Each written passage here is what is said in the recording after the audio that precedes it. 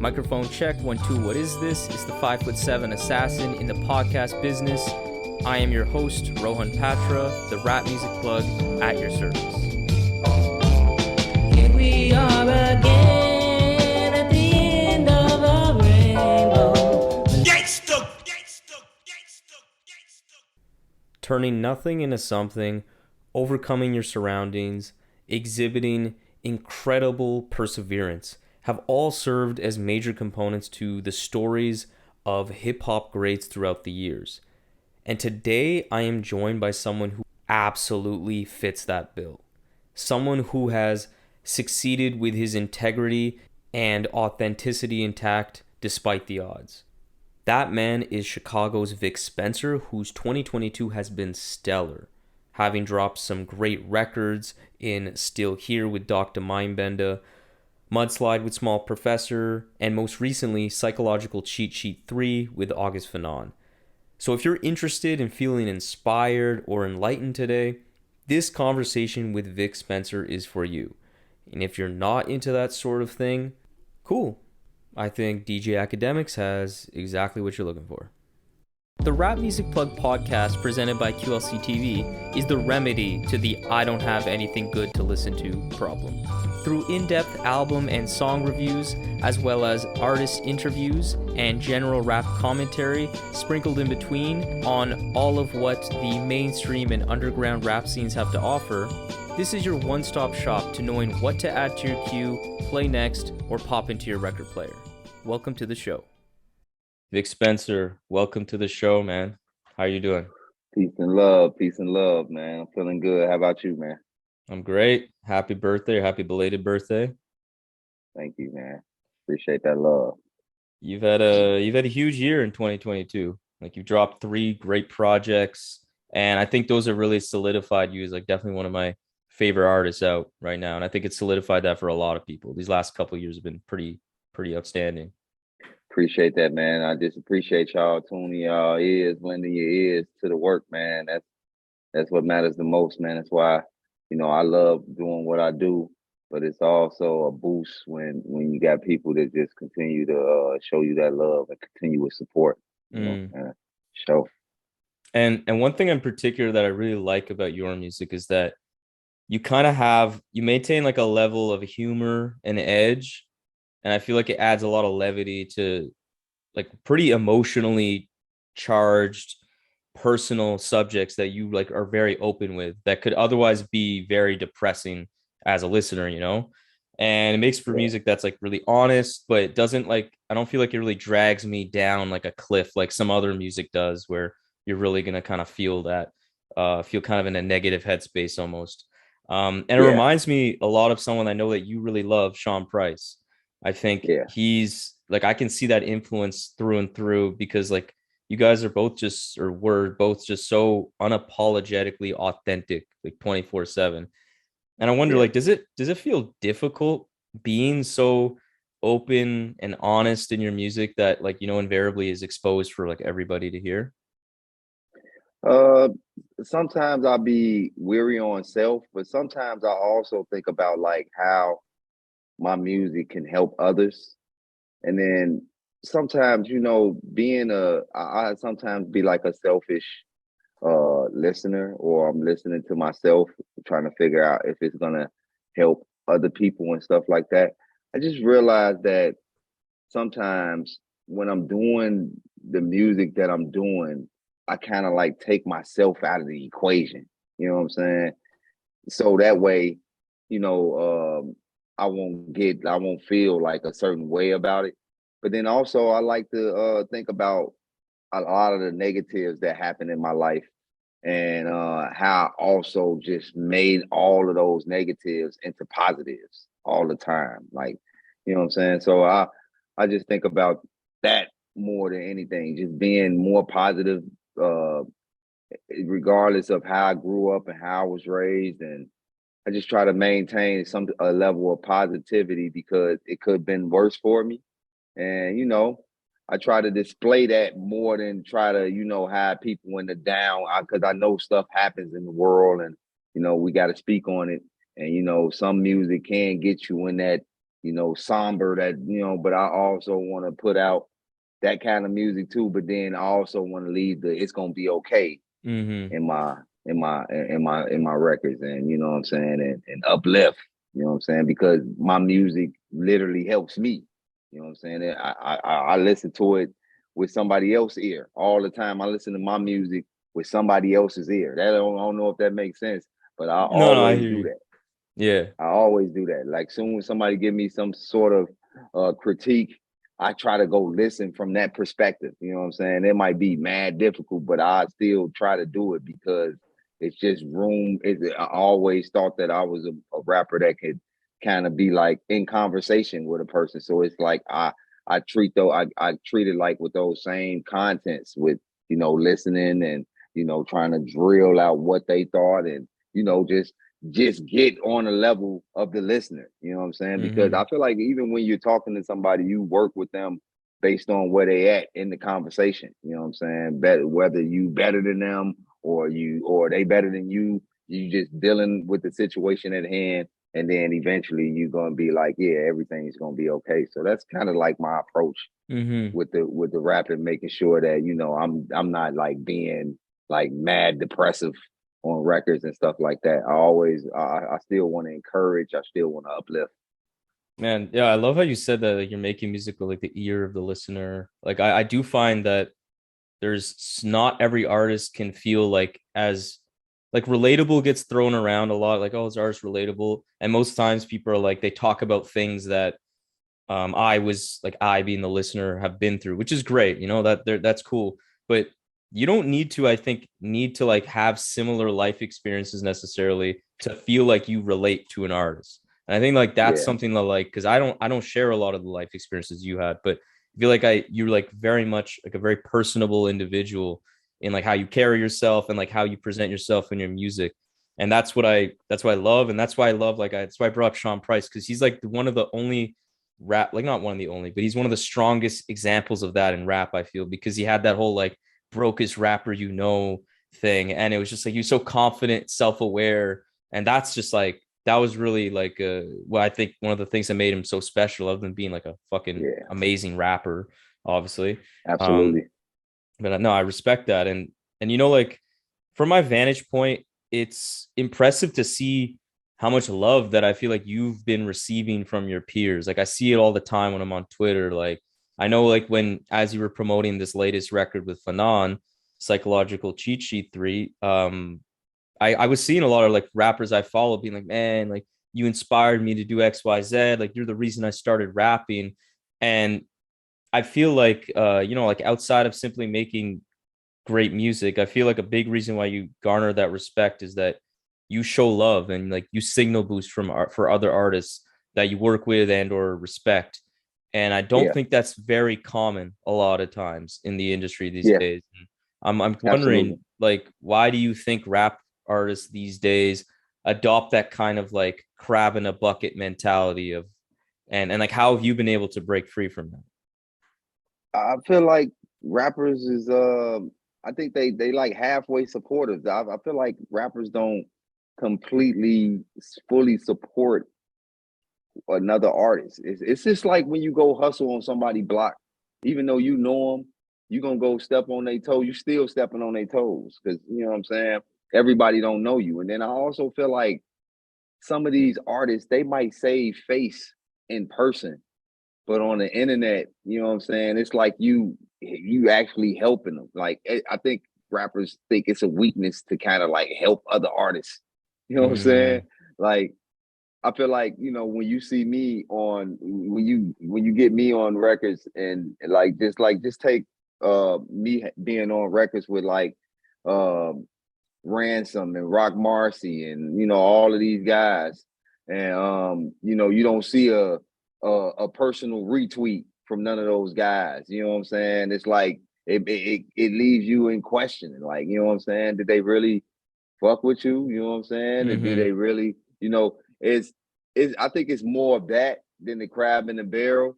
Now, like back in the day, it was more of a crab in the barrel. Everybody trying to be competitive, but now it's just like, man, yeah, I don't want to be seen supporting this artist because maybe he's been in. I've been in the spotlight for this and a lot of artists.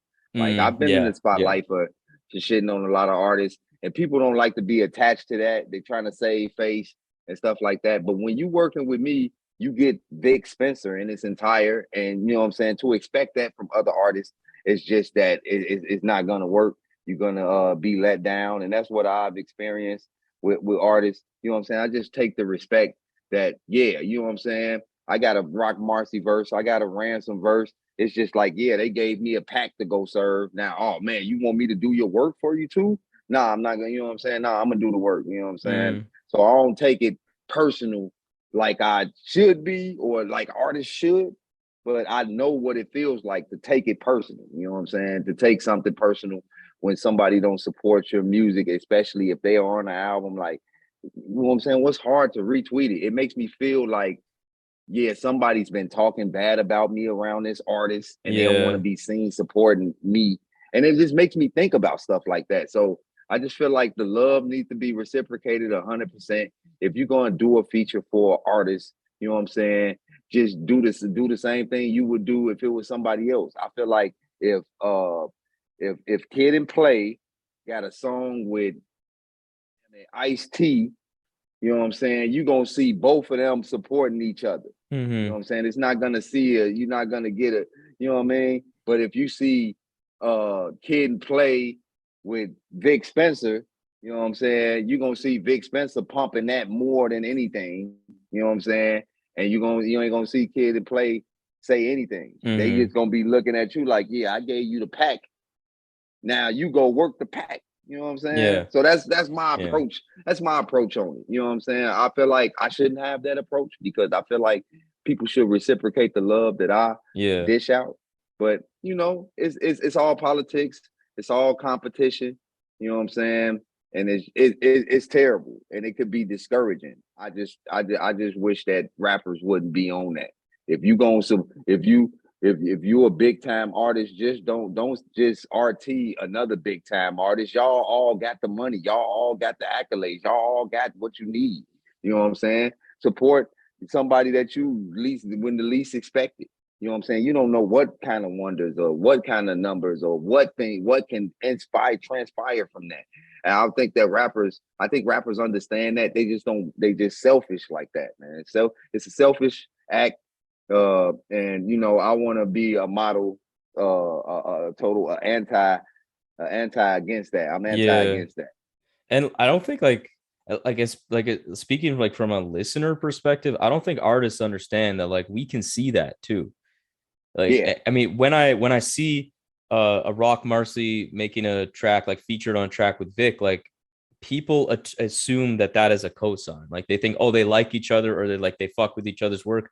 Why else would they be making music? We don't think initial like people aren't thinking, oh, business, this was a good political move for their career. Like a lot of times people are like, okay, he likes that guy. So when we don't see it, like especially because we follow a lot of these people follow these artists that we love, when we see like, oh, like they made a song, I didn't hear that from yeah, him. That's odd. Like we exactly. notice it. Yeah, Like it's not that hard to see because we do see, like you said, like the bigger, the more established artists, you can tell who they really clearly either like or more than like. It's more like who they think is advantageous to their career, and they because yeah. those are the It's ones they're like, yeah, propping up. you You doing can it. tell. Yeah. I got accused for that one time. Like, yeah, like man, you only RT stuff that benefits you. Like I was blown away by that. Like, cause I be hella supporting mad people.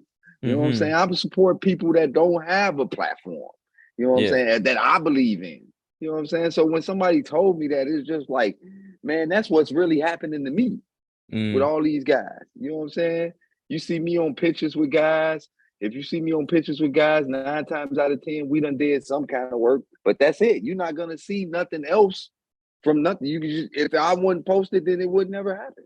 Mm-hmm. You know what I'm saying? Or spoke of. So I just don't I don't feel like it should be like that, but you know, rappers gonna rapper. You know what I'm saying? Rappers gonna be a rapper. You know, I feel like that's one of the things that, you know, I kind of stay away from. You know what I'm saying? That's why I only rock with people that I love or I listen to, or I'm trying to put somebody on because it's natural. It's natural as hell. It's only because Mm-hmm. I'm going to speak my mind and be very natural about any and everything. So if I'm listening to an artist and I want to be very vocal about it on Twitter, then that's just what I'm going to do. I'm not going to think about my career I'm not gonna think about if it's gonna hinder what somebody else said because they done dissed this artist before. And it's Mm-hmm. just a whole bunch of BS, man. That's, unnecessary BS.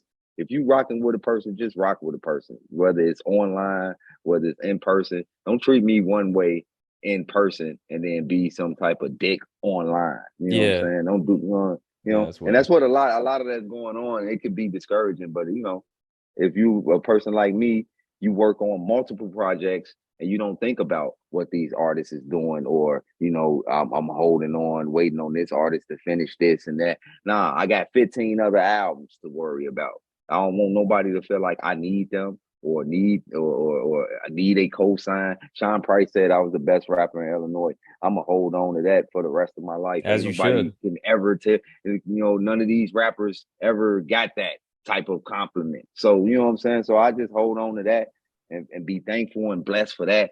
And just, keep it pushing. You know what I'm saying? Because that's what Sean Price would want me to do anyway. Keep it pushing. Mm. And I wanna pivot now to like something that's definitely like serves as like good context for especially the records that you put out recently in 2022. And that's just generally like your backstory that was definitely challenging and like put you through a lot, but I feel like really impacted you as it obviously would.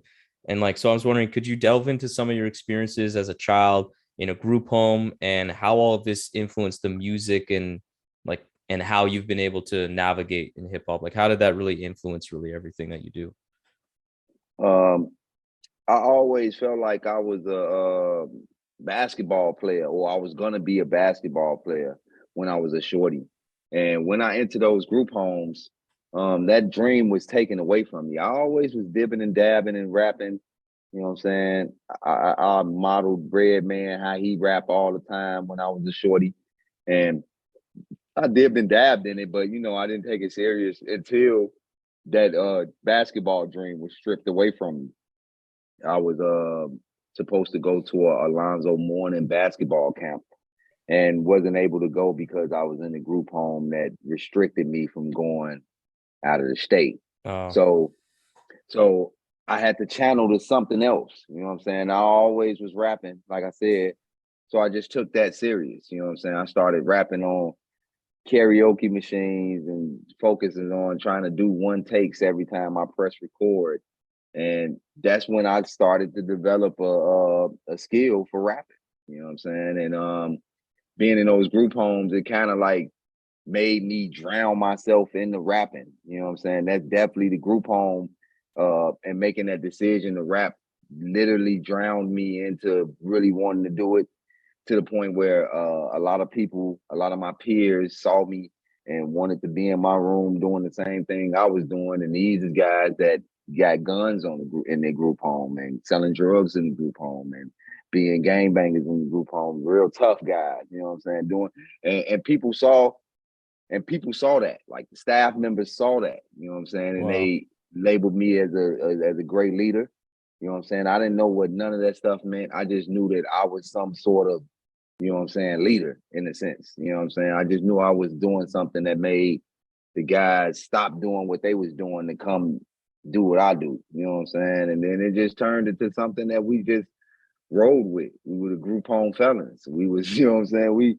We started taking those negative things and turning it into positives. You know what I'm saying? Like really making time for ourselves to rap after school, going crazy. And I just was, man, I just rap nonstop every chance I got, man. It just was a full blown rapper. I would go to record stores and buy singles just to rap on the instrumentals. You know what I'm saying? And I would get fresh, you know what I'm saying? Because I used to see Redman wear Tim's and wear triple fat goose. And you know what I'm saying? I used to love getting dressed and putting on my big headphones. And I was really cultured up in the music. You know what I'm saying? I always was a music head, but when I really turned into a rapper, that would really just gave me my kit, like my headphones and my gear was my kit, was my go-to. And I feel like also, man, um, the group home gave me a strong opportunity. When I was rapping, they put together a grant that would develop this rap group called Ulick Voices. Ulick was the name of the group home. Mm. And we would go all over the country performing to various group homes and youth forums, everything that we went through, as far as like, not being raised by our parents, and neglect and trauma and drugs and stuff like that ruin families. And we made an impact. You know what I'm Wow. saying? And that what made I was maybe 19 years old. I remember making that impact. And I was like, man, I really can do this rap. I can do this rap shit. You know what I'm saying? I can really do it. You know what I'm saying? Somebody give me an opportunity. You know what I'm saying? I really could do it. So the group home saw all this leadership and all of this work being done. And they said, man, you know what? Let's give these guys a shot. You know what I'm saying? The group home gave me my first record contract. You know what I'm saying? I Wow. learned about ASCAP, and I learned about like just being in the group home. Like the stigma of being in the group home has always been negative. You know what I'm saying? The outcome is always on a negative and not positive. I feel like I was one of those rare success stories from making it out of the DCFS system and in group home agencies and stuff like that. I went to 3 different group homes and one mental home before before I went to group homes. I went to a mental home because my auntie was she was like my guardian, you would Mm-hmm. say. And while she was my guardian, she was learning about, adoption and learning about, taking kids in the her custody. And she learned that she could get paid more money if she take care of mentally ill children. So her first instinct was Wow. to see if I was diagnosed with something. You know what I'm saying? And since I wasn't, she started, adopting kids, you know what I'm saying, that had mental problems. And I get into it with them. And then next thing you know, it's a Damn. 14-day notice for me to get out of my auntie's house, to kind of like, take care of these kids. You know what Mm-hmm. I'm saying? So that's when I started going into group homes. And that's why when you see Psychological Cheat Sheet, it's for always 14 songs. It's always by myself.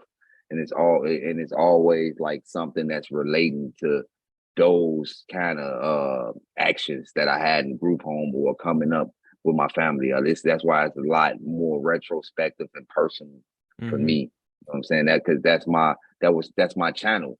To, when you hear all my other albums, you don't get those kind of feels that Psychological Cheat Sheet gives you, because I felt like I never had an outlet for that. You know what I'm saying?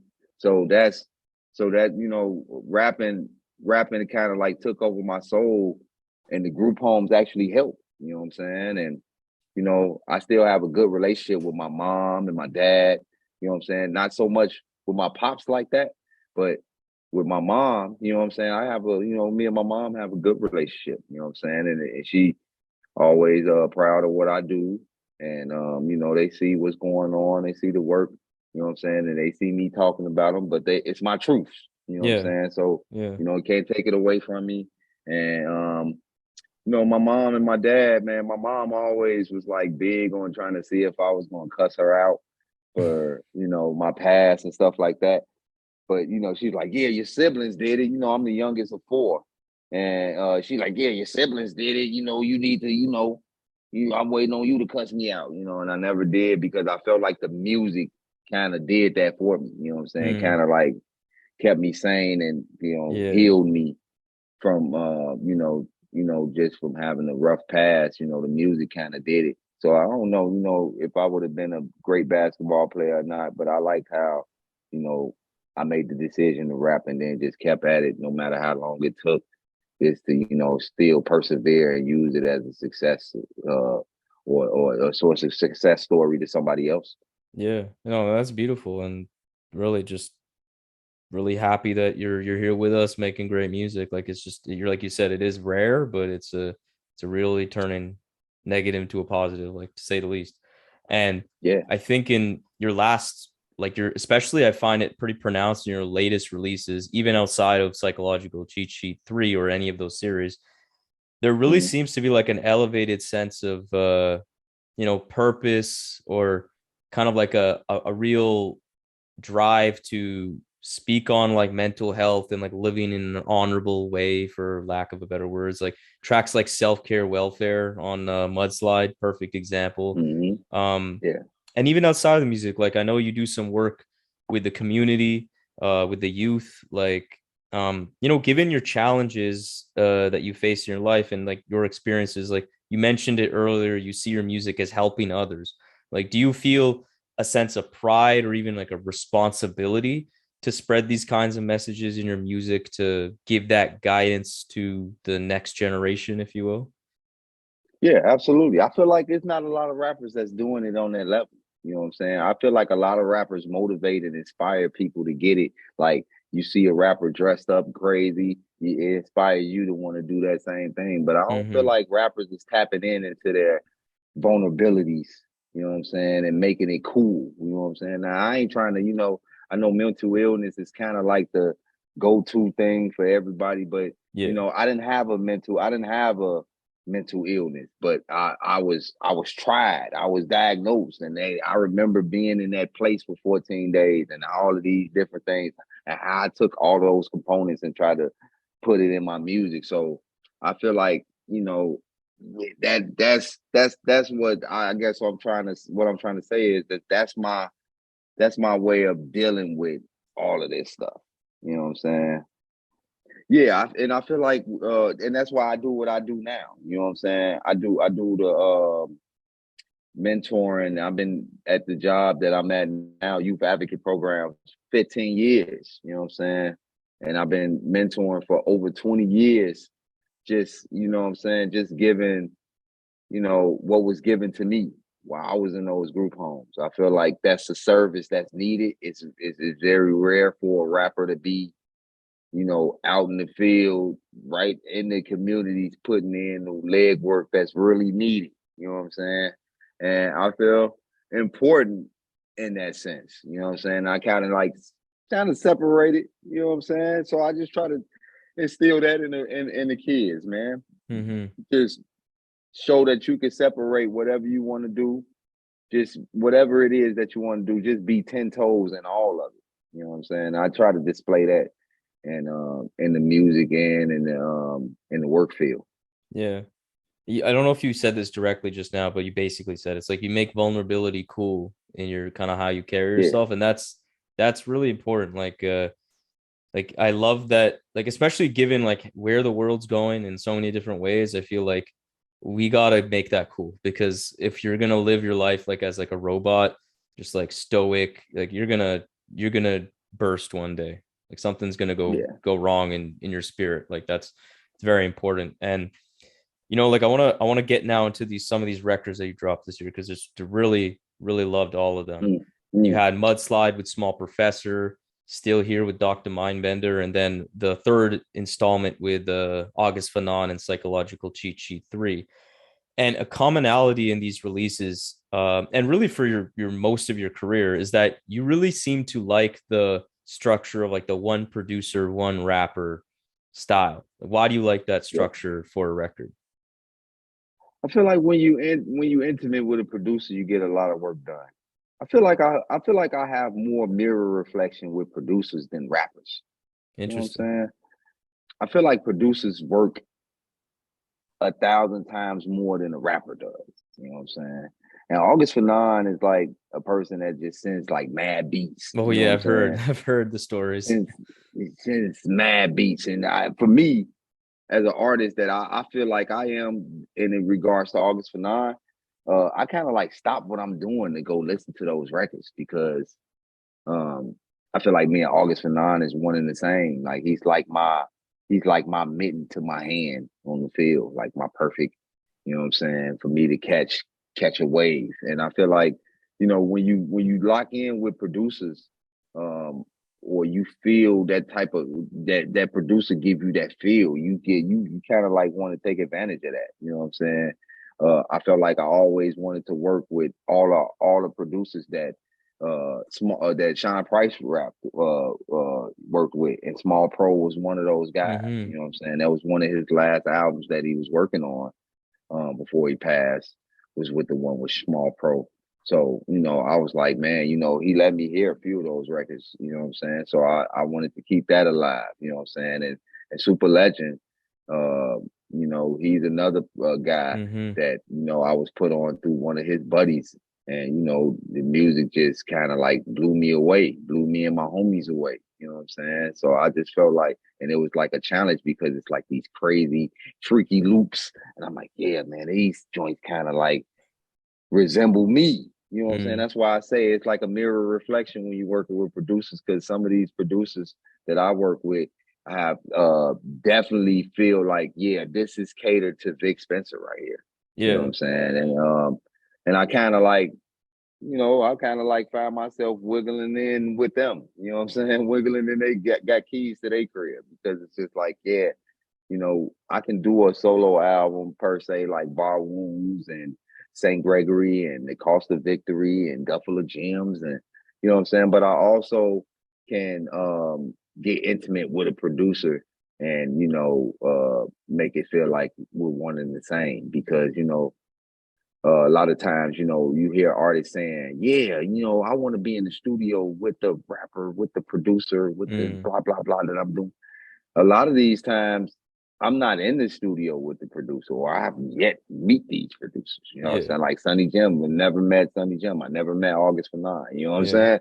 So I just kind of like I invest a lot in the production that I get, and 9 times out of 10, that production be from one producer. So Interesting. it always just turns out to be like, yeah, I'm about to make an album with this one producer. You know what I'm saying? Because it gives me an intimate moment, and then you get to kind of like display what I do with my solo albums and put it in these collaborative projects. Like if you see me rapping in Vic Green Thumb voice on my albums that's not with multiple producers, Mm-hmm. you're gonna hear that on the, you're gonna hear my little sprinkles, Yeah. I put my salt bay on the collaborative projects, you know Yeah. what I'm saying? So just so people could be like, yeah, Vic is involved with this, you know what I'm saying? So yeah, those are kind of like, one reason why I be doing one-on-ones with one producer is because it gives me an intimate moment to be with them and find out a reason why I love them and why I want to share it with the rest of the listeners. Yeah. I feel like it's just natural too, like from the producer standpoint. Yeah, It makes you both like the rapper and the producer like invested in it because now it's like yeah, their name on it or at least like they're part of the thing like as a featured build producer for the whole thing. I feel like that yeah, naturally kind of adds to their kind of care that they give, but also like as a producer I always say this, so like a producer producing a whole project front to back is like a different chamber. Like that's a different skill. That's why I find like with the Alchemist, he's an example. Fanon is an example of just like producers that it's great to make single beats, but to make them all like sequentially flow, transitions, things like that. That's like a whole different beast. And I think you've really linked up with some producers that do that really well. And one I want to start with now is with Still Here with Doc da Mindbenda. I find the fascinating kind of like way it was created is really interesting. Like you guys really had mm, to show faith in one another to make this project come to fruition. Could you give us more insight into how that project really even came to be? man, bro. We started on that project like 8 years ago. Yeah. You know what I'm saying? It was an EP at first called The Green Light, and Doc really liked my music at the time. Me and Doc was just filling each other out at the time, and he really enjoyed my music, enjoyed making music with me. So he's like, man, we turned the project to a full length. Say, all right, cool. And while we were working on that, it was this guy named Will Prince Art. He was like a big time artist. I don't know where he's from, but he was at the time he was known for doing artwork for Wiz Khalifa, uh, man, mad people. Like he Trunk Currency, Mm, uh, mad people like on the scene, like the double XL list, Asher Roth. Like he was doing mad joints. Like he was taking off. You know what I'm saying? He was a fan of Doc more than he was a fan of me. So he was like, yeah, if we, but I like your music and stuff like that. We should we should do like a Will Prince Art Presents. You know what I'm saying? I do the artwork, you know, and we address the album under some like modern masters type, you know what I'm saying? Make it about contemporary jazz and about contemporary art. And we use like powerful lectures and speaker quotes from like different artists like Raphael and Michelangelo. Oh no, I said Raphael, Michelangelo. That's the cowabunga on PS5 in my head. But yeah, Michelangelo and all of these different artists from back in the day.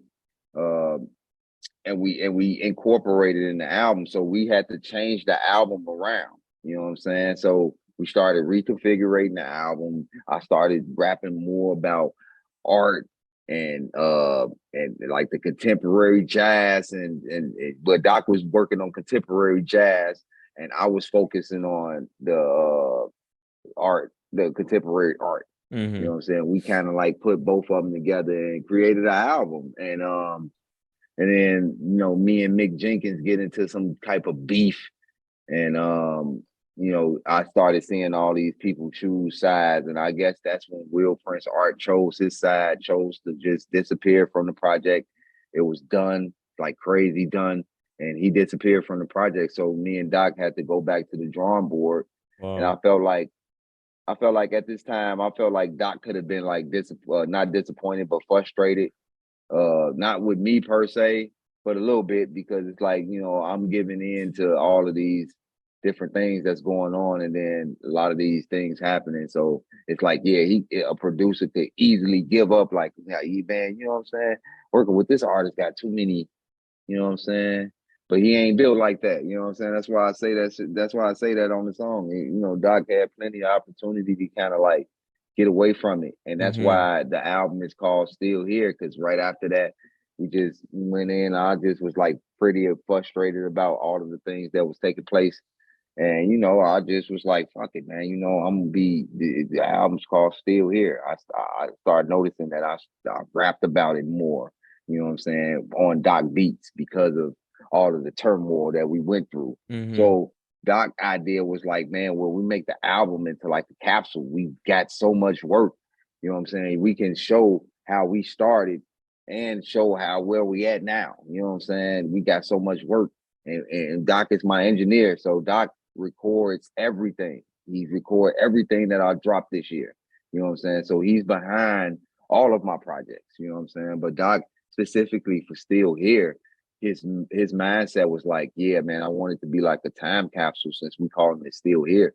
It shows the growth where we came from, and then it shows us where we at now. Because Doc, as a superb producer, he's put out a lot of dope projects. You know what I'm saying? Mm-hmm. So I just feel like he gets the credit just like I do because he was right there in the mud with me. You know what I'm saying? And now that we still here, we just showing our asses. And I just feel like the producers, the producer could just be just as good as the rapper. You know what I'm saying? Mm-hmm. Like, yeah, we still here. We actually persevered through some stuff and went through some stuff. You know what I'm saying? So shouts out to Doc, man, for Yeah, no, you killed continuing that. to stay You with really me. killed that. Yeah, continue to stick with me, and he curated the album, did it very well, and I was glad to have that relief off me. I always sequence the albums and stuff like that. So having Doc drive that wheel was a relief and a dope project overall. You know what I'm saying? Mm-hmm. One of my greatest projects. I feel like. Yeah, I agree. And it's cool seeing you even like as you're describing like the kind of like what that the conception and like what you were going for would still here. You're like using the terminology of like all these records that you dropped this year, like out the mud, because like you dropped Yeah, Mudslide this, and it's just cool how they all kind of like these three records pretty much like they pair a nice picture of you generally, like all these different sides. So yeah. speaking of that record with Small Pro Mudslide, this one's definitely a lot more of like a carefree, a little lighter, a little more on like the fun side for you. So why was Yeah. it important for you to make an album that showcases more of like the fun joy that you've been able to experience as a result of all this hard work you've put in over the years? Yeah, I feel like, coming straight off Still Here was more like a lyrical, you know what I'm saying? Yeah, I'm still here pointing in your face. You know what I'm saying? Very direct, you know what I'm saying? Very vocal, Vic Spencer. And I think that sometimes when you getting into that, you could be a lot serious, you know what I'm Mm. saying? But with Mudslide, it gave me a way to where I can have fun. You know what I'm saying? And I never looked at rap like fun. I always looked at it like it was work, always. You know what I'm saying? Work, Yeah. work, work, work. But I knew that when this album was releasing this year and it was coming after Still Here, I knew that it would be perfect because God just came off a serious note. So what I'm Yeah. saying, now I can show people that I'm having fun doing this. I'm enjoying what I'm doing. It's showing my characters. I boasting about my age, and I'm still having fun about it. You know what I'm saying? So Yeah. Mudslide also is fun because Sean Price was fun. You know what I'm saying? He worked with Small Pro, so he was fun. Mm-hmm. So I just felt like I just continued to carry the torch for bro, and just try to keep that legacy alive. You know what I'm saying? Having and bodying rappers, but doing it in a fun way. I want to make people laugh. I always was big on making people laugh. So yeah, that gave me an outlet to be more fun. You know what I'm saying, with everything.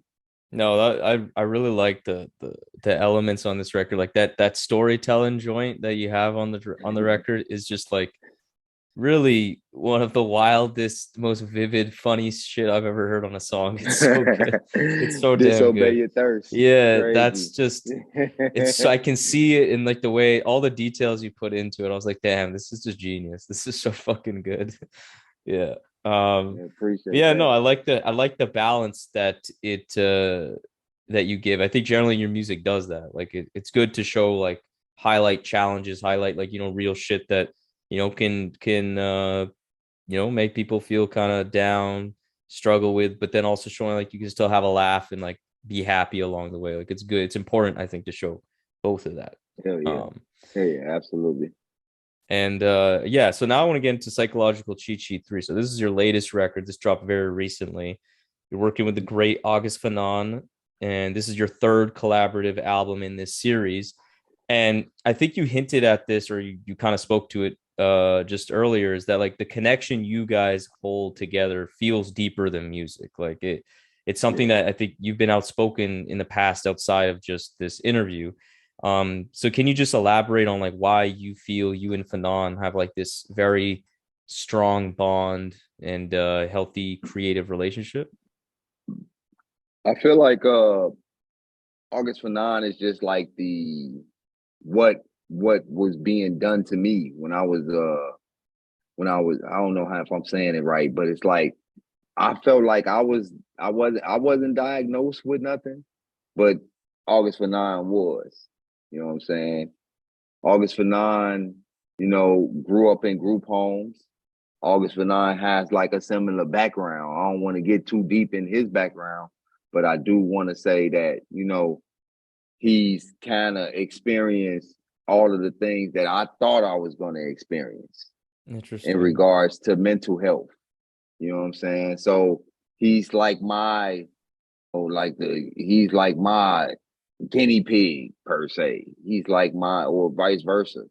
You know what I'm saying? Because, when I talk to him and we talk about age, and I'm like, man, dang, I didn't know how old he was, and, stuff like that. Like, I always felt like, once he told me a little about his story and about how he had took a break from Twitter and, he was blocking everybody and telling me about that, I kind of understood why. And it made me think about like how I was raised uh and how I could be plagued in my mind about how I was raised and just like therapy and all these different things that I did, but I wasn't specifically diagnosed with nothing. You know what I'm saying? I Mm-hmm. don't think I was that I don't think I was I don't know what how can I say? I don't know what August Fanon was diagnosed with. I don't want to say what I think, you know what I'm saying, because I don't want to be wrong. But I just feel like August Fanon was like that. You know what I'm saying? Yeah, Vic, here's your punching bag right here. This is Mm-hmm. this is what you've been waiting to relieve. Even though I did all of the group home music, the unique voices, that still didn't give me like what August Fanon and Psychological Cheat Sheet gives me. You know what I'm saying? The Psychological Cheat Sheet gives me that I can be vocal. You know what I'm saying? I wasn't cussing on those unique voices records. Yeah. You know what I'm saying? But I was a professional rapper. All my CDs was made by disc makers, and I'm selling this, and I'm going performing, and I'm thinking about wardrobe and stuff like that. So I'm doing all of that, and I just felt like August Fanon being in that same boat was kind of like, yeah, Vic, man, you found somebody where you found somebody in somebody's music where you can actually chime in and be very candid about how you was raised, how Yeah. you lived, how you went through some stuff, because this guy did too. You know what I'm saying? Yeah. And you know that, you know what I'm saying? So now that energy is like a one-man army, you know what I'm saying? And I work on those psychological cheat sheets like this because, man, you know what I'm saying? I have so much to say. I stole my files. I stole my group home files. That's how I know about all of the stuff. And I went and read about all of the stuff that I was consequented for, kissing girls and, you know what Wow. I'm saying, coming home, coming to curfew and smelling like weed and shit like that. I got in trouble for shit like that. I ain't getting in trouble for all of the other hard shit that I've done before. You know what I'm saying? They Yeah. never found out about none of that shit. You know what I'm saying? But I just looked at that stuff. It's like, man, I always got something to talk about because, man, you know, this is it right here. This folder right here, this file that I stole is everything. I can make I can make plenty of psychological cheat sheets. You know what I'm Yeah. saying? August Fanon, I'm gonna tell you like this, man. My goal is to have 14 psychological cheat sheets. 14 to represent the 14 days that I stood in a mental home, Grant Hospital, and the 14 days that group homes give you when you run away. You know what I'm saying? That's what the 14 represents. You know what I'm saying? And Wow. I'll never have no features because nobody's rapping like this. Nobody's, you know what I'm saying? The only feature would be people that lived in group homes. Wow. Those And are I the mean, only features. Fanon too, I just imagine it's probably easier for you to be so open when you're working with someone that also just like has that direct experience. Like it doesn't feel like a foreigner, someone, an outsider. Exactly. Like he gets the perspective. And that's something like I see it so often on these records with you, with Fanon and you, is that like there's such a very good cohesive connection between you two. Like I think I tweeted about this earlier this week that like the Mhm. tear duct tape, like, and a lot of other tracks, like the beat itself is saying the same thing. It's like on the same wavelength. Like obviously you Yeah. need the raps, it makes it better, no shit, but like it's like you're really Yeah. on the same train of thought. Like it's not disjointed, and that you can see that in a lot of Yeah. songs, and you can tell, and that kind of takes away from the experience. But it's very clear, very clear. Yeah. I'm done with 4 already. You know what I'm Damn, saying? that's crazy. You actually I'm think you'll done do with 4. 14? Like, is that like that's a goal, but you think you'll actually get I there? feel like I feel like the only way I would get there is if I take a whole year or two and drop all August for 9 produced albums, Oh my psychological cheat god. sheet. If I drop, That would be insane. it's like say per se next year, if I just dropped all psychological cheat sheets and I dropped 4 albums, that would be part 4, 5, 6, and 7. You know what I'm saying? I do it all in 1 year. You know what I'm saying? That would be, I have to do something like that for 2 years in order Yeah. for that to I mean, and you happen. can't You know you what I'm can't saying? even take shortcuts too, because you've already said it. It's 14 tracks too. So it's like that's Yeah, 140 like you've done 4, that's 140 more songs. That is a yeah. lot. You can't do That's some like insane. And I have a yeah. lot of August for 9 beats to do it too. And that's what Yeah. I'm saying. Yeah. I've have handpicked, like if I got that many beats, that mean I made a lot of time for to pick those beats from August for 9. And I got beats that, some of those beats on part 3 I've been holding for 3 years. Like Lucrative Taste, I recorded that almost 3 years ago. Wow. You know what I'm saying? And I feel like, when I'm doing these psychological cheat sheets, the shit is timeless because it's really my life. It's really me drilling my personal endeavors in it. And it's personal driven. So it's always gonna feel like, yeah, you know, the reason why it's timeless is because people are actually learning or is still going through the same kind of things that I might have displayed on psychological cheat sheet. Because it still is like some hard body songs on there, Mm-hmm. but the aggression comes from me sitting like some of these songs, I went and wrote "Only Ignorance Wins" in a group home at a place where the group home don't exist no more. I went and pulled up, and it's like $1 million homes right there. Wow. You know what I'm saying? I just pulled up and I wrote "Only Ignorance Wins" right there. You know what I'm saying? There was a group home I used to live in called Edison Park Home, and it was in Park Ridge, Illinois. And I was too young to get on public transportation, so I always thought it was in Buttfuck, Illinois, somewhere. You know what I'm saying? But that, you know, I always remembered the address, 1800 Canfield Road. You know what I'm saying? I knew that fucking Mm-hmm. address like left and right. So I just Googled it one day and you know, I was like an hour away. And I went and pulled up. I remember it was cold and sunny as shit. And I just pulled up and wrote "Only Ignorance Wins" right there. That's a Had good all the track. 5 beats separate, had all the beats separate. You know what I'm saying? I put them all together. Like, I feel like a lot of people be like, yeah, man, August Fanon snapped with it. But you got to give me a little bit of that credit Yeah, because I yeah. took all of those beats and August Fanon sent all 5 of those beats in different years. You know what I'm saying? Like, I feel like the third beat on "Only Ignorance When" I had that for 2 years before I rapped on it. Wow. You know what I'm saying? So, like, that's how I'm working on it. Like every day I'm working on psychological cheat sheets. So you know what I'm saying? So I can know, so I know that I'll know I get to that 14. That's the goal. You know what I'm saying? To get to 14. And you know, the artwork, from everything to the artwork to the to me being one on part one, and then it's 2 of me on part two, then 3 of me. Yeah, that's All of that crazy. is all of that is, you know, well catered and thought of. Shouts to Tim, Uncle Tim. And Mm-hmm. you know, man, I just feel like I also do different photographers too. So I want to have 14 different photographers that shoot this. So it's been 3 different photographers. You know what I'm saying? I already got the 4th one picked out. You know what I'm saying? I'm waiting to do one more song for Psychological Cheat Sheet 4. And Wow. then I'm gonna send it to Uncle Tim and he's gonna cook up the next idea. You know what I'm Man, saying? And I then love that's the gonna come aesthetic out of next year. those. I love the it's coming out next year? Yeah. Yeah. Psychological Cheat Sheet 4 next year. Yeah. Man, I love the aesthetic of it. I just love like how these records really feel like they're just like pieces of you, and like the way you said it, like you took the files, like they literally are documents, if you will, of you in parts. That's Yeah. crazy.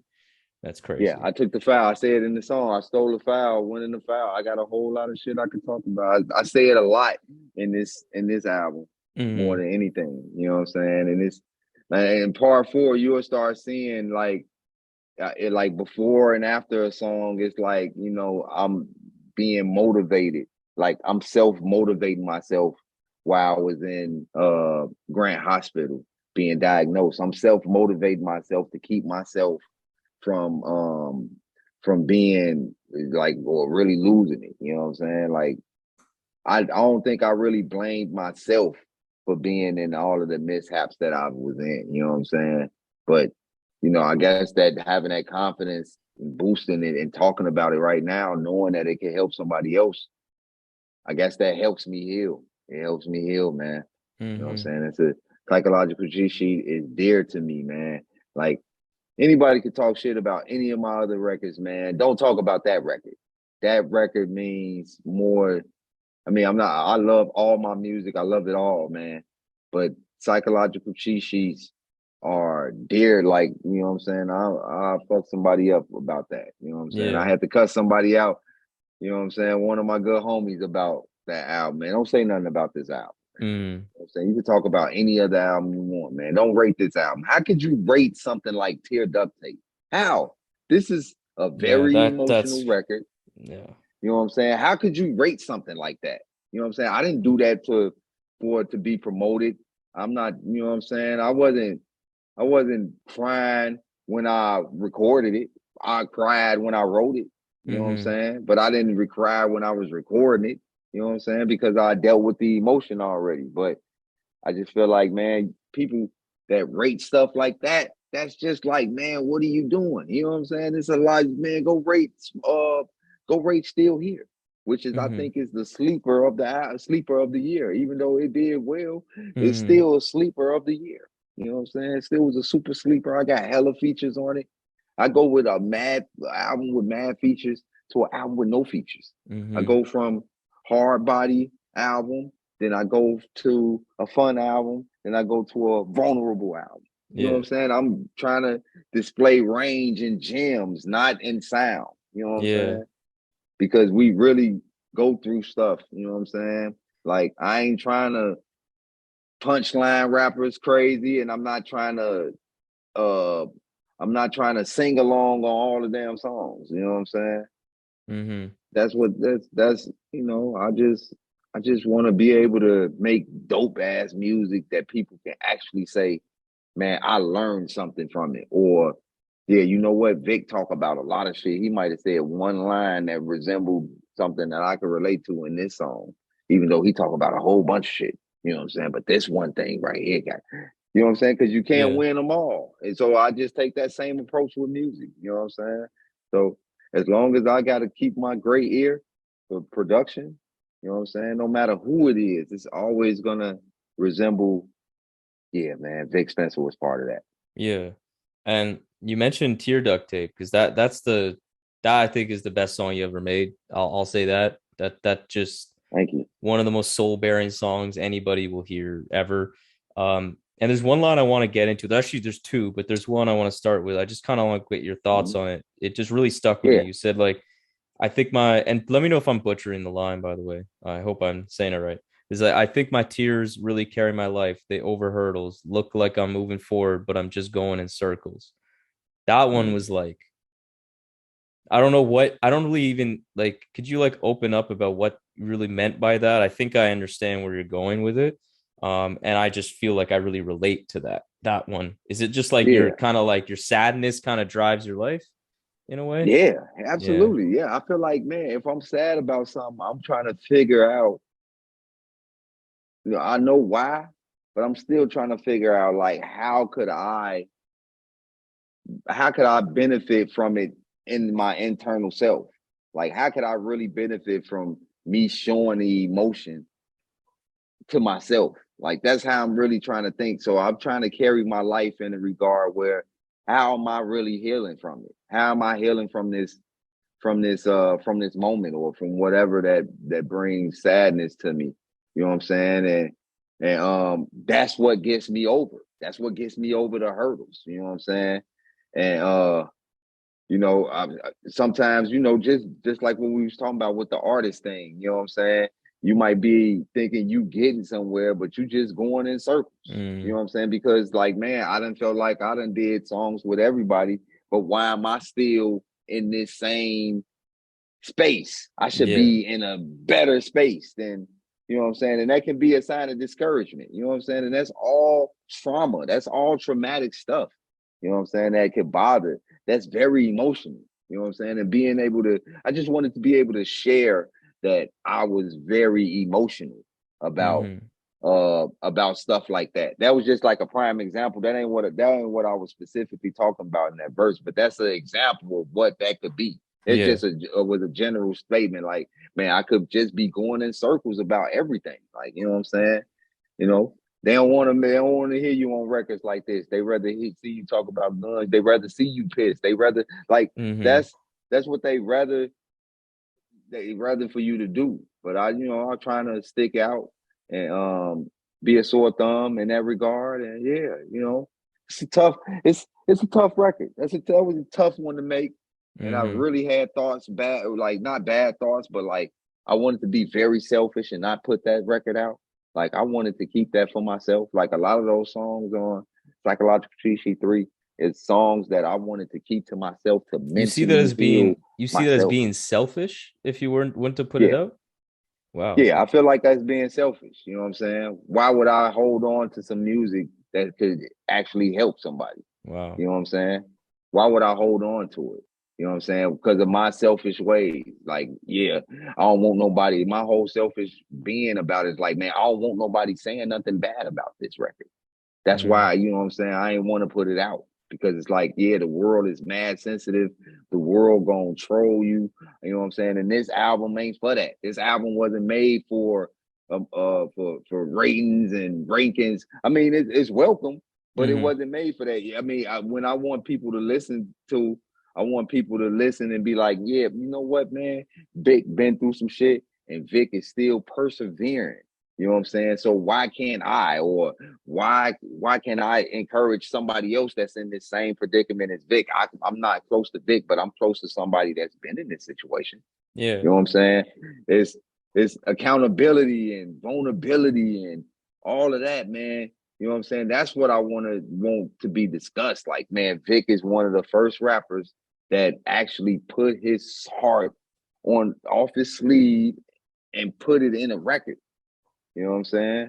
And that's, I mean, I'm not saying like other artists don't speak from the heart and all of that. I'm just saying on this specific level of Mm-hmm. being vulnerable of or self-teaching, or you know, ain't nobody looking in the mirror and saying, yeah, man, you fucking up. You know what I'm saying? And I think that's what psychological cheat sheet does for me. Like, yeah, Vic, man, you really gotta get over what the fuck you going through. That's why lucrative taste, I cried when I heard that beat, bro. Like I was crying. But the reason why I was crying is because when I was listening to it, I was like in the beginning of that song, I'm talking shit in the song, in the beginning of the song. Mm-hmm. I was talking shit. I was in my car by myself talking shit like you would talk shit on the beginning of a record and started crying. Wow. It was the horns. I don't know what was, I don't know what was bothering, but I knew that I was going to murder that joint. You know what I'm saying? And that was the joint that, you know, I didn't even know that was going to be the last joint. That was the first joint I recorded for part three. Mm-hmm. Man. Yeah, no, That this, joint is yeah, powerful. The it really horns is. on there, it just drives me nuts just thinking about that shit. Just like, you know, that's that's what I want people to get. That's the energy I want people to feel from this. You know what I'm saying? Mm-hmm. I know it's gonna be some people that's gonna critique the album and they're gonna do it well. If you do it well, then I'm not gonna be offended by it. But if you Mm-hmm. just talking about yeah, no, you just actually skimmed through my shit. You didn't listen to this shit. Yeah. And Yeah. I ain't even doing it for more. Like I'm not trying to be technical. I'm just saying if you really listen to this shit, then you will get it. Like it's not no technical rap. It's not, I've never been a technical rapper. You know what I'm saying? I've always been straight, raw, get to the point, realism rap. You know what I'm Yeah. saying? So that's what I wanted. I wanted to portray that on an ultimate level. You know what I'm saying? That somebody can actually take and go places or learn from a Bible or a book that you went to school learning about. You know what I'm saying? Whatever. You know what I'm saying? I just wanted to be perceived in that light as opposed to some bullshit ratings. And Mm. you know what I'm saying? I made Mudslide. You know what I'm saying? People ran and raved about that crazy. You know what I'm saying? So I'm happy for that. I'm happy that I'm able to put out these three albums and then they transcend different ways. You know what I'm saying? But I wish that Still Here would have got the same love that Mudslide got. You know what I'm saying? Mm-hmm. Or I might feel like Still Here should have got the same love that Psychological Cheat Sheet got. But you know Mm-hmm. what I'm saying? I feel like those different wavelengths, that's what people need to pay attention to. Cause it's like, yeah, Vic is being lyrical here. Vic is being fun here. Vic is being serious here. Yeah. That's Yeah. that's And what I want people to get. the other part of that like one another line that really caught me with that same song, it's a really great song, Uh-huh. is felt very illuminating to you as a person generally. It's like you say, get me out of my thoughts, I pull out the pad because the pen is my god, trying to get out of my head every day. And then it relates to like the hook of nobody to help, so I wrote a song for me. And I just wonder, like, given everything you said, now that like I didn't even know some of this stuff, like given everything you said about being in the group home and like that kind of like started your rap, like taking rap seriously and really pursuing it, like might be a dumb question, but like where do you feel like you'd even be in life if you somehow never got the chance or yeah, never got the opportunity to really pursue music and also your like basketball aspirations were thwarted as well. Like where do you think you'd even be? Like how would you process emotions in times of need without music? Man, I'd be dead in jail, man. I ain't gonna lie to you, bro. I'd probably be Wow. dead or in jail if I didn't, you know what I'm saying, pursue in the way that I do with the art and with the craft and for the music, man. I don't think it was ain't nothing else left for me to do. You know what I'm saying? Basketball, you strip that away, you strip the music away. I would have been gang banging, bro. You know what I'm saying? And it would have been, I wouldn't have been nowhere, man. You know what I'm Mm, saying? So I just feel like, man, I was grateful to go through what I went through. You know what I'm saying? Because although my mom might be looking for me to cuss her out, I still don't blame her or my mom. I mean, my mom or my dad for, you know, what happened to me. You know what I'm saying? Because how I grew up and how I made it, it's not there. It wasn't because of them, they messing up. You know what I'm saying? It's because I took my life in my own hands, man, and made something happen. So I give myself a pat on the back. You know what I'm mm-hmm. saying? Like, yeah, man, I did this. You know what I'm saying? And when you doing that, you're not busy thinking about what somebody else like the biggest leaders ain't thinking about what else somebody else did to them. Thinking about what they, you know what I'm saying? Like, how could they did better for themselves? Like, man, what could I've done better? You know what I'm Yeah. saying? So that's my whole man, my whole approach. I'm just like, man, over the overall thoughts of man, what if I would have never did rap or rap or basketball or any of that, man, because I suck at basketball right now, bro. You know what I'm saying? I suck. But just to be just to be able to take all of that energy and put it into rap and and not carry myself how most people that's in my situation would be is and Yeah. it's very normal. It was normal for me to be that way, like, you know what I'm saying? Because I took my life, I put matters in my own hands. I took my life and was like, hey, this is yours. What are you gonna do with it? Are you gonna continue to blame other people, or are you gonna, look what's in front of you and work with what you got? You know what I'm saying? That's the route that I chose. You know what I'm Yeah. saying? Work what I got, and then like I feel like me and my siblings got our own shit going on. We all like I'm gonna tell you a secret, bro. In part four, and psychological cheat sheet 4, bro, it is so real, bro. It's some songs on there that is so real. It might break my family might be looking at me a certain kind of way Wow. because you know it's a song. I don't know the name of it, man. Damn, I shouldn't know the name of it. It's something, but I talk about how my cousin was on Facebook one day talking about how her mom had 15 kids and none of them went through the system and this and that. And I could have took that as like a shot, Yeah. man. But you know what I did? I said we was the family that everybody else in my family had to learn from. Like all y'all had to learn from my mom's mistakes. You Mm-hmm. know what I'm saying? We was the ones in the crack era. You know what I'm saying? We was the ones that was in the system. You know what I'm saying? So when she said, "Yeah, my mom didn't have us in the system," I could have. If that was anybody else, they could have been. They could have took offense to that. Oh yeah. You know what I'm saying? So I took it as like I took offense to that, but it was like it was towards my mom. Them like, yeah, because you're not shooting a shot. You're not shooting a shot if the shot is the truth.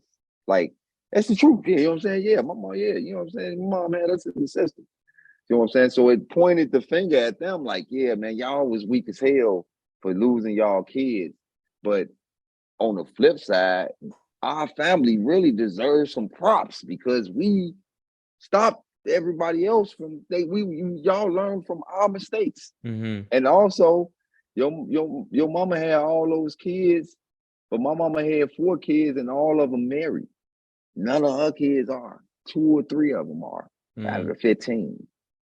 So I said that in the song, like we was taken away from our parents, but now we all married. You know what I'm saying? Damn. Like, you know what I'm saying? Like that's a like, you know what I'm saying? Like that's how I deal with my shit. That's that's the how could you say it? That's the voodoo doll to the, you know, when you see something that you don't like, you know what I'm saying? That's how I be able to work with what's being said to me, or work with why my mom felt like I should cuss her out. This is how I'm getting it Yeah. done. In the You know what I'm music. saying? Because I'm still talking about how my mom was weak. I still talk about that. Like, you know what I'm saying? I still talk about how my parents gave us up. I love them, but I still talk about it. You know what I'm saying? And then I don't talk about it because it's more so, how can I say it? More so like it's stuck to me, like I got the grudge. Mm-hmm. It's more so it's helping somebody else. Yeah. Because I mean, everything that you're speaking about, like I just see the maturity that you're displaying in like the music and how you're speaking about it now is like that's not easy to get to. That's not. I know that's a Yeah. place that you must have worked incredibly hard to kind of be able to say that sentence like I feel like she was weak, but I still love her. Like that. Those are just that. That's incredible to be able to actually Yeah. mean that. You know. Yeah. Yeah. Yeah. Man, I talk to my mom every day. So it's like, you know what I'm saying? It's not nothing bad. It's just that you have to accept how I think that my mom, well, I ain't gonna say she has to. I think that my mom accepts the way how I deal with it. You know what I'm Mm, saying? yeah. I don't think that she's holding a grudge. She ain't calling me every bosh. Oh yeah, you know, you She's know what sending I'm you like saying? rap genius quotes. Like, what the fuck is Yeah, that? yeah, Jack. So she ain't coming at me like that. But she, you know, if I say something, she's like, man, you okay? You know what I'm saying? You know, Mm, you can talk to me about anything, you know. yeah. But it ain't about that. I told her like, you know, this gonna benefit somebody else. You know what I'm Yeah. saying? My turmoil is gonna impact somebody else. It's gonna be Mm-hmm. impactful. And you know, she accepts that, understands that. And you know, I don't talk to my dad about it. You know what I'm saying? If he here, I feel like my dad like supports me from a distance. He ain't really listening to my music. If he was, he'd be just like my mama. Mm, You know, are you okay? You know, so it is what it is. So I just, you know, do my work, and that's how I know that none of my family members really listen to my music, because I feel like all of the stuff that I be talking about could be bringing some heat in the yeah. family. Yeah. You know what I'm saying? And that's, you know, and maybe that might be a good point to stand on in upcoming psychological cheat sheet albums. You know what I'm saying? Yeah. Pound hard on the honest.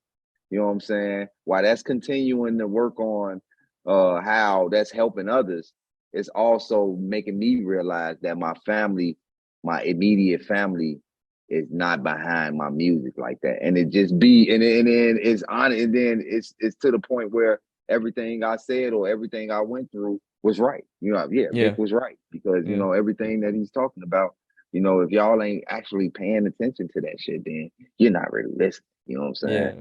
Like last night, I had a party, and I don't mean to be talking all alone, but I had a party, and I sat and watched my guys rate their favorite Vic Spencer albums.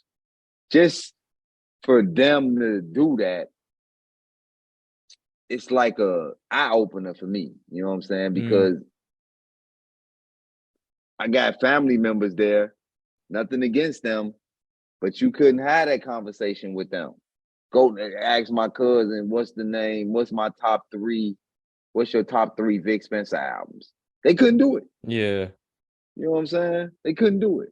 And it's okay, but you know what I'm saying? I want to see I want the separation to be in the database system. You know what I'm saying? And the music is the database system. So that's, you know, that's my that's my go-to now. You know what I'm saying? To see who's really rocking rhythm. And Psychological Cheat Sheet 3 is gonna determine that. Gonna show me. It's gonna be my perimeter key to find out who those people are and how I Yeah. can identify them. Yeah. Yeah. Yeah. All right, man. Like I want to. You've been talking a lot about these upcoming projects. Like, what is there any ones you want to shout out that are coming out, and let's say like the next year that you're working on? I might drop another album this year, man. Oh shit, man. Damn. Yeah, I might drop another album this year, man. If I want to, throw the cat out the hat, it might be Stu Bangers Oh shit. album with Stu Nice. Bangers. You know what I'm saying? And that's another display of sonic, a different sonic, sonically different Vic Spencer. That's what I wanted to say. Like, if I drop that album this year, you'll see the difference in all of the four, and I think it just brings back. I think that if it does drop this year, it'll be an album that brings back Still Here. You know what I'm saying? Feel, because Mm. Still Here is more of a, when you listen to Stu Bangers, he's more of a boom bap Yeah. producer. Doc per se let me sit in the passenger seat when he was producing some of these records, and some of the production I did some, I had my hands in Mm-hmm. Still Here. I only had my hand in one beat on the Stu Bangers album. So, and you will hear that, and it's a track 7. I love all my track 7s. Mm. You know what I'm saying? You're like, damn, Vic, why are you rapping over this? It's because, Mm. yeah, you know what I'm saying? It's one of those. It's definitely one of those you wouldn't think Stu Bangers had something to do with on that album. Only one song, but the rest of those beats sounds like, yeah, Vic Spencer is definitely a hip hop lover, because he's rapping over these kind of beats. It's kind of insane. You know what I'm saying? It's Yeah. definitely different from Psychological Cheat Sheet. Still Here. It's definitely different from all of it. And yeah, I would expect that album to impact, pun intended, because the name of the album is called Impact. Mm. I might punch a car today. That's what it stands for, the acronym Impact. I might punch a car today. You know what I'm That's saying? so So, good. Holy shit. yeah. So that That's might come out this year. You know what I'm saying? And then I have next year all the way planned out. I just don't want to tell you the names of the albums because they might change. yeah. But mad albums are done. You know what I'm saying? A lot Nice. of albums with me having multiple producers on it is done. You know what I'm saying? So I spent the last 2 years making collaborative projects. You're definitely gonna get some projects with me. Get me on some sovereign beats. Oh You're gonna fuck. hear She's so me. good. Yeah, She's so good, you're gonna man. you're gonna hear me on some sovereign beats. You're gonna hear me on some Don Carrera beats. You're gonna hear me on some Woo! conductor beats and stuff like that. So God damn. I'm Those are out some here. big names you Yeah, just mentioned, really up and coming, like that have mad impressed me. Every beat has just been like top tier. yeah. So I don't want people to feel like, yeah, I'm just doing these albums and stuff like that. I've been in talks with Sonny Jim on making something in regards to Spencer for Hire, and I've been rocking with the Standouts that works with Jamal Gasol real close, and they just did some work for Illa G. So I just I'm pumping. I'm pumping. You know what I'm saying? I Mm. got a lot of my friends production. You know what I'm saying? So it's just like, I got some heat coming in 2023. It's already lined up, and Psychological Cheat 4 and album with A Villa. A lot of collaborative projects is on the way too. You know what I'm saying? Uh, Both departments, it's a lot coming up. You know what I'm saying? This weekend I worked on an album with this young lady by the name of Alexis. She's a R&B singer, and she produces as well. And mm. I found her music on SoundCloud. I reached out to her, and she actually liked my music too. Like, she was already a fan of my music, and I was like, "Oh my God, actually gonna work with Alexis." I'm like, I've been just listening to, digging down the rabbit hole, listening to all the music, and we finished our album this weekend. So Is it like you a know, rap album? Is it like R&B? yeah, Is she like I'm doing saying, R&B shit yeah, on it? she's singing on it. I mean, I felt like, Cool. man, when I told her like, man, if I'm gonna do this album, you gotta sing on all the records. You know what I'm saying? And I'm saying it like in some of my lyrics on the album too, like, man, you know I need some singing on this shit. You know what I'm saying? It might sound like it don't need no singing on it, but the perfect contrast is what I see when I look at her. And it's like, yeah, you know what I'm saying? It can be something that I've never done before. Like I'm hella singing on there, and it's like structured songs, and you know what I'm That's gonna be saying? cool. That's gonna be a cool flavor for you. I'm excited to hear that. Is it spelled Lexus like the car? Lexus. Yep. Okay. Cool. Yep. I'll She check it goes out. by Acoustic Funk Box on social media platforms. But she's Nice. Lexus, LEXUS on Spotify and Apple Music. She's really, really dope. You know what I'm Nice. saying? You listen to her music, you'll be like, oh yeah, I know. I see why Vic doing the album with her. Yeah. She got the unorthodox wave and real cold with it. You know what I'm saying? She's definitely under the I never know how to pronounce her name. Liv, Yo, LIV I dot had E. Liv in my head when you said like the exact description. I was like, oh, Liv, someone like Liv. I thought, yeah, I Yeah, think it's Liv. I think I it's got Liv. pictures for her. I love her, man. She's dope as fuck, Yeah, man. she's incredible, man. Yeah, She's one I of the met her best. one time, man. I'm like, oh, you're Liv, man. You know what I'm And she's saying? so I couldn't young believe too. it. Like she's pretty young, right? I mean, she looks young. I don't know how young she is. She I mean, I probably don't know maybe her her age. I don't early want to 20s. speculate, but I think I remember seeing it Yeah. mentioned once, and I was like, damn, she's young. Like, yeah, she's Is she so like grown? incredible. She past 21? She like mid 20s? I think she's like early 20s, yeah. But like I'm Okay. 27, so like I don't know. I'm at the age where now I'm realizing I'm actually older than like a lot of artists these days. And like, damn, this is weird. I'm just used to Yeah, everybody it's weird. being That's, older than me, you know? Like now I'm like, damn, I'm yeah. actually like kind of, you know, anyways. Man, thank you. Like this has been an incredible conversation. I'm really, really happy you came on. I think people who listen really get some more insight into what you really all the work that you put in and the love that you really give the music. It's amazing. Thank you for having me, man. I appreciate you taking the time to rock with me, man. Build with me. All right, man. Well, that's it, man. Take care. Really appreciate the time, and yeah, excited for all this new work. Excited for all this new work. For real. Yeah, it's coming. It's coming, my dog. Yeah, It's yeah. coming. Peace. Yeah. Peace and love. So there we have it. Another episode of the Rap Music Plug podcast presented by QLC TV. I hope this episode gave you some new perspectives and insights into what the greatest art form known to man in hip-hop music has to offer. If you want to support the show in the most meaningful way possible, it would be my absolute honor to have you as a patron in the new Rap Music Plug podcast Patreon. Through this Patreon, you will be getting exclusive content such as bonus episodes, exclusive album recommendations, exclusive playlists, early access to episodes, and more. And above all, though, you will be able to support the show directly in a way that will not only justify the crazy amount of time I spend on this show already, but allow me to cover some of the expenses related to supporting all of these great artists that we cover on the show through the website, and will allow us to sustain and build on this amazing growth that the RMPP has experienced recently. Big shout out to Dano of Free Music Empire, Levi, Mahima, Jeff, Mitch, Dash Lewis, Pancake Cleaner, Trey, Noah, Justin, Brandon, Joe, Gavin, Matt, Teddy Faley, Jackson, CN, Slumber Logic, Fatman Tomb, and Khalid for your generous support through the Patreon. I really appreciate it.